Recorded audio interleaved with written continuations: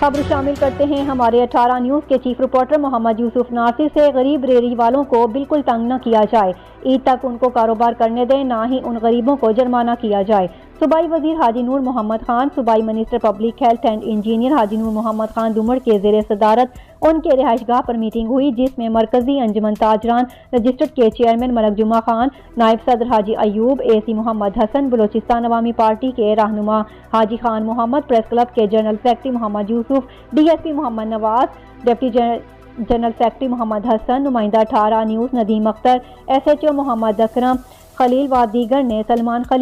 نے شرکت کی۔ انجمن تاجران کے رہنماؤں ملک جمعہ خان، حاجی ایوب، محمد اشرف، حاجی نور محمد سے کہا کہ رمضان شریف تک ریڑیاں پرانی مسجد کے ساتھ لگانے کی اجازت دی جائے۔ انہوں نے کہا کہ غریب ریڑھی والوں کو انتظامیہ وہاں نہیں چھوڑتے، اوپر سے غریب ریڑھی والوں کو بہت زیادہ جرمانہ کرتے ہیں، جس پر صوبائی منسٹر حاجی نور محمد خان نے اسسٹنٹ کمشنر سنجاوی محمد حسن، DSP محمد نواز کشکوری اور محمد اکرم سے کہا کہ غریب ریڑھی والوں کو تنگ نہ کریں، نہ ان کا کاروبار روکا جائے، اور ریڑھی والوں کو سمجھائیں کہ وہ ریڑیاں سڑکوں پر کھڑی نہ کریں جس سے سڑک بند، ٹریفک کی روانی میں خلل پڑے اور روزہ داروں کو تکلیف ہو۔ تاجر رہنماؤں نے صوبائی منسٹر کا شکریہ ادا کیا۔